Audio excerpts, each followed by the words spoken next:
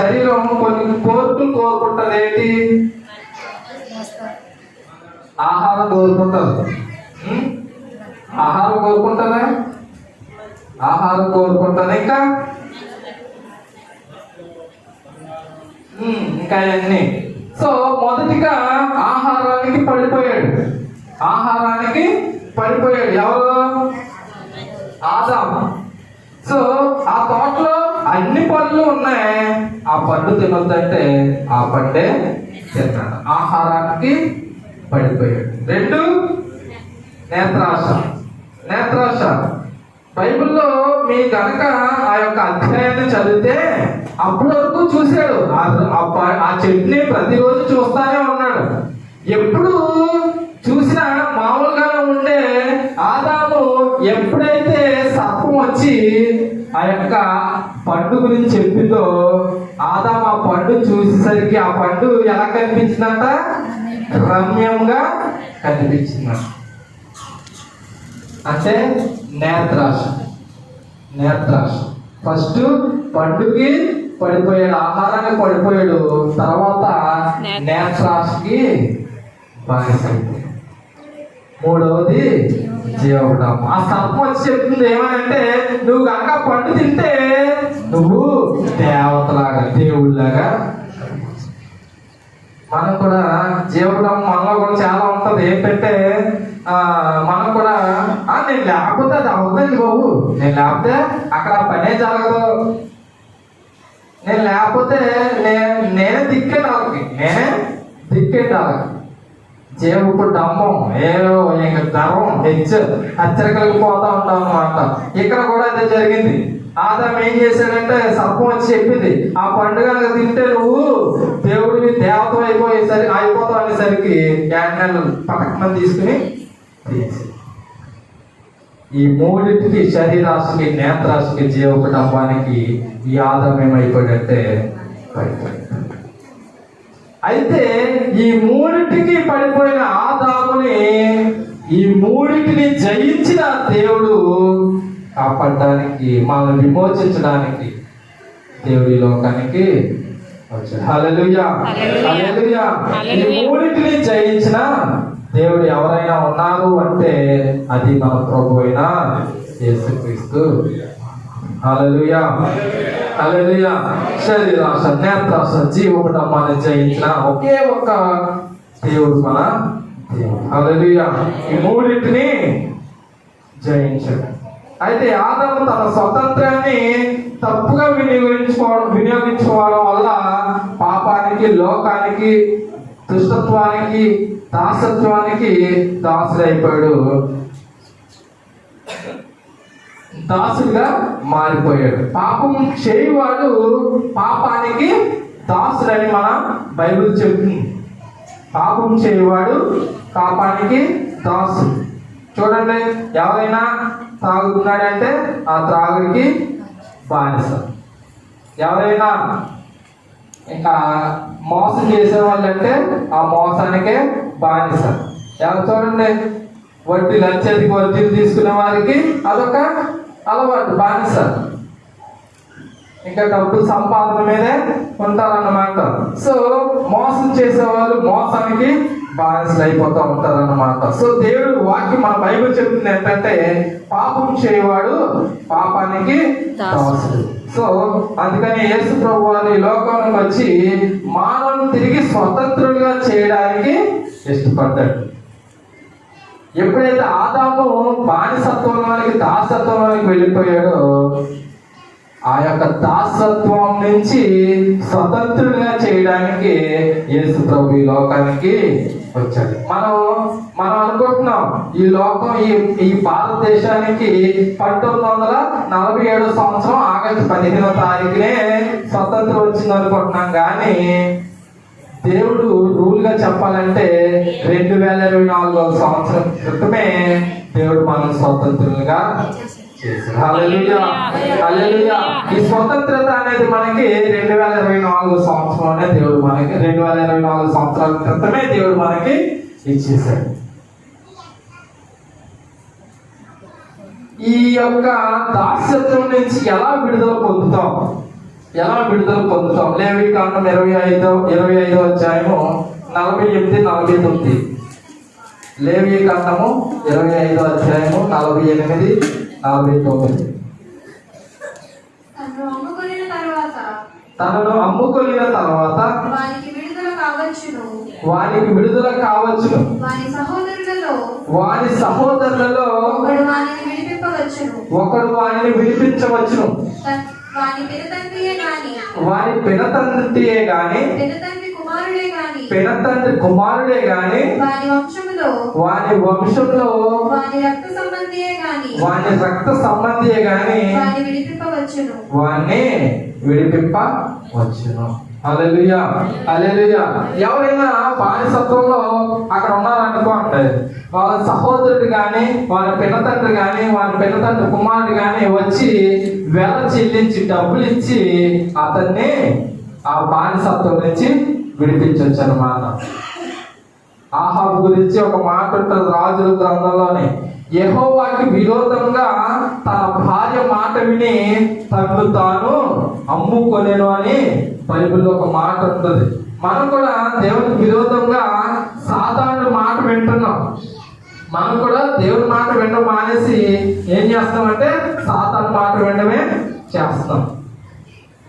చూడండి, ఇక అనేక కార్యక్రమాలు మనకు చెప్తూ ఉంటారు. ఈ చుట్టుప్రక్కల వాళ్ళే మందిరానికి రాలేకపోతున్నాం మనం. అంటే ఏం చేస్తున్నాం అంటే ఇక్కడ దేవుడు మనకు చెప్తున్నా కూడా మనం ఏం చేస్తున్నాం? సాతాను మాటే వింటున్నాం. మనం రాలేకపోతున్నాం, మనం ప్రార్థన చేయలేకపోతున్నాం, మనం బైబిల్ చదవలేకపోతున్నాం, మనకు అంత సమయం కూడా కుదరట్లేదంటే సాతానుడు మనల్ని ఎంత బిజీ చేసేసాడంటే దేవుడిని కూడా దూరం చేసేస్తాం. దేవుని మాటలు కూడా మనం వినకుండా చేసేస్తాడు అన్నమాట. సో మనం విడుదల పొందాలంటే ఎవరైనా మన సహోదరుడు కానీ మన పినతండ్రి కానీ పినతండ్రి కుమారుడు కానీ వచ్చి మనల్ని విడుదల చేయడానికి అవకాశం ఉందన్నమాట. సో పాపంలో చిక్కుకొని మనం బయటికి రావాలంటే మనకి మనంగా రాలేము. కానీ నీ సహోదరుడు ఎవరైనా వచ్చి విమోచన క్రయధనము చెల్లించారు, విమోచన క్రయధనము చెల్లించారు. ఈ మాట జ్ఞాపకం చేసుకోండి. విమోచన క్రయధనం. మత్తయి సువార్త 20వ అధ్యాయము 28వ వచనం ఒకసారి చదువుదాం. 20:28. అలాగే మనిషి కుమారుడు పరిచారం చేయించుకోవడానికి రాలేదు గాని చేయించుకోవడానికి రాలేదు కానీ పరిచర్య చేయుటకును అనేకులకు ప్రతిగా విమోచన క్రయధనముగా ప్రాణమును ఇచ్చుటకు వచ్చిన హల్లెలూయా, హల్లెలూయా. మనకి ఎవరైనా క్రయధనము మనల్ని ఎవరైనా విమోచించారు అంటే అది మన ప్రభు అయిన యేసుక్రీస్తు మాత్రమే. అలాగే తిమోతి రాసిన మొదటి పత్రిక 2వ అధ్యాయము 6వ వచనం. 2:6. మొదటి తిమోతి 2:6. అందరి కొరకు విమోచన క్రయధనముగా తనకు తానే సమర్పించుకోలేను. హల్లెలూయా, హల్లెలూయా. భారతదేశానికి స్వతంత్రం రావాలంటే అనేకులు తమ రక్తాన్ని త్యాగం చేశారు. ఫ్రీడమ్ ఫైటర్స్ అని చెప్పి స్మరించుకుంటున్నాం ఈరోజు. కానీ ప్రతిరోజు మనం ఒక వ్యక్తిని స్మరించుకోవాలి, ఒక వ్యక్తిని మనం స్తుతించాలి, ఒక వ్యక్తిని మనం కృతజ్ఞతాస్తుతులు చెల్లించాలి. ఎందుకంటే అందరి కోసం క్రయధనాన్ని చెల్లించిన ఒకే వ్యక్తి ఎవరున్నారంటే అది మన ప్రభు అయిన హల్లెలూయా, హల్లెలూయా. ఆగస్టు 15 మహా అయితే మన భారతీయులే సెలబ్రేట్ చేసుకుంటారు. కానీ మన ప్రపంచాన్నే లేదంటే ఈ లోకంలో ఉన్న ప్రతి మానవుడి కోసం ఒక వ్యక్తి తన యొక్క ప్రాణాన్ని సమర్పించుకున్నాడు, తన రక్తాన్ని చిందించాడు ప్రతి ఒక్క పాపం నిమిత్తం. అంటే అది మన ప్రభువైన యేసుక్రీస్తు మాత్రమే. హల్లెలూయా, హల్లెలూయా. ఆయన మరణం మనకి శరణం, ఆయన మరణం మనకి శరణం, ఆయన శిలువ మరణం మనకి విమోచన, మనకి విడుదల, మనకి స్వతంత్రం. హల్లెలూయా, హల్లెలూయా. సో దీని నుండి మనం విడిపించబడతాం. ఇలా మనం దేవుడు మనకి మంచి అవకాశాన్ని ఇచ్చాడు. యోహాను సువార్త 8:31. యోహాను సువార్త 8:31. కాబట్టి యేసు తనను నమ్మిన యూదులతో, మీరు నా వాక్యమందు నిలిచిన వారైతే నిజముగా నాకు శిష్యులై ఉండి సత్యమును గ్రహించెదరు. సత్యమును గ్రహించెదరు. అలాగే 36 8:36. కుమారుడు మిమ్మల్ని స్వతంత్రులుగా చేసిన ఎడల మిమ్మల్ని స్వతంత్రులుగా చేసిన ఎడల మీరు నిజముగా స్వతంత్రులై ఉందురు. మనం నిజంగా స్వతంత్రులు. 34 అందుకు యేసు పాపము చేయి ప్రతి వాడును పాపమునకు దాసుడు. ఈ యొక్క దాసత్వం నుంచి విడుదల చేయడానికి యేసు ప్రభు ఈ లోకానికి వచ్చాడు. 31 ఒకసారి మళ్ళీ చదువు. కాబట్టి యేసు తన నమ్మిన యూదులతో, మీరు నా వాక్యమందు నిలిచిన వారైతే నిజముగా నాకు శిష్యులై ఉండి సత్యమును గ్రహించెదరు. ఇలాంటి సత్యాన్ని మనము గ్రహించాలి. సత్యం అంటే ఎవరు? యేసు ప్రభు. నేనే మార్గము, నేనే సత్యము, నేనే జీవం. అలాంటి సత్యాన్ని మనం గ్రహించాలి. మనం నిజంగా ఆయన వాక్యాన్ని కనుక అనుసరిస్తే, ఆయన్ని విశ్వసిస్తే ప్రభు మనల్ని స్వతంత్రులుగా చేస్తాం. పాపం నుండి మనల్ని స్వతంత్రులుగా చేస్తాం. హల్లెలూయా, హల్లెలూయా. ఆయన రక్తం మన కోసం ఏం చేసింది అని మనం తెలుసుకోవాలంటే 3 విషయాలు. ఒకటి, మన పాపాలని కడిగి వేసింది. రెండోది, ఆ పాప యొక్క గిల్టీనెస్, లేదంటే మనం చేస్తున్న పాపానికి మనం బాధపడుతున్నాం, అయితే ఈ పాపం చేసేసానా అని మనం ఎంతో గిల్టీ, లేదంటే మనం ఎంతో అవమానం చెందుతున్నాం. ఆ యొక్క గిల్టీనెస్ ని కూడా కడిగి వేసింది. మూడవదిగా, పాపం నుంచి వచ్చే ఫలితాలు, పాపం నుంచి వచ్చే జీతం మరణం, అలాంటి మరణాన్ని ఆ రక్తం ఏం చేస్తుందంటే మనల్ని తప్పించేస్తుంది. హల్లెలూయా, హల్లెలూయా. దుర్నీతి నుండి, పాపం నుండి, మరణ భయం నుండి విడిపించడానికి యేసు ప్రభు ఈ లోకానికి వచ్చాడు. భారతదేశానికి స్వతంత్రం వచ్చిందని సంతోషిస్తున్నాం, కానీ నిజమైన స్వతంత్రం మన ప్రభు అని యేసు ప్రభు ఎప్పుడో మనకి అనుగ్రహించేశాడు. అది పొందుకునే బాధ్యత ప్రతి ఒక్కరికి. ఇంకా దాస్యత్వంలో, ఇంకా ఆ బానిసత్వంలో, ఇంకా మన చెడులకి బానిసత్వం ఉంటే మనం నిజమైన స్వతంత్రం పొందుకునే వారుగా లేదు. దేవుడు మనం స్వతంత్రులుగా తయారు చేశాడు, స్వతంత్రులుగా మనం నిర్మించాడు. అటువంటి స్వతంత్రాన్ని కోల్పోయాం, కానీ యేసు ప్రభు మన స్వతంత్రాన్ని ఇచ్చాడు. తిరిగి మనకి స్వతంత్రాన్ని ఇచ్చాడు. ఆ స్వతంత్రాన్ని మనం కడ వరకు కాపాడుకునే బాధ్యత ప్రభు అయిన యేసు ప్రభు మనకి ఇచ్చాడు. ఇంకా ఇంకా స్వతంత్రం కోసం అడుగుతున్నామా?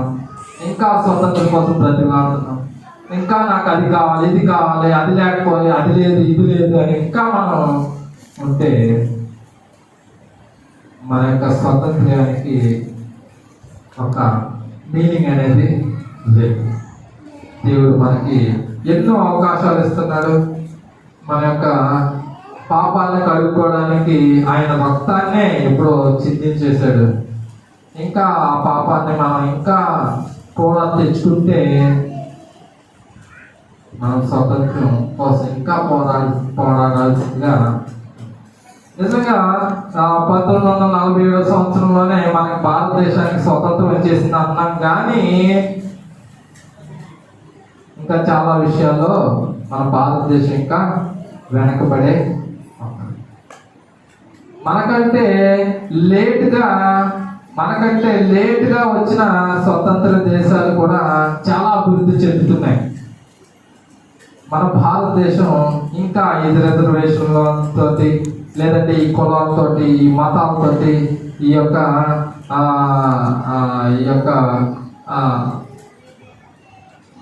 చెడు తలంపులతోటి ఉగ్గులు రాజకీయాలతోటి ఇంకా మన భారతదేశం వెనకతట్టు వెళ్తూనే ఉంది.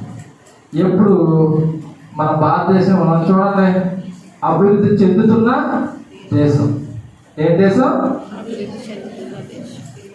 మీ పిల్లలు పుట్టినా ఇంకా చెందుతూనే ఉంటారు.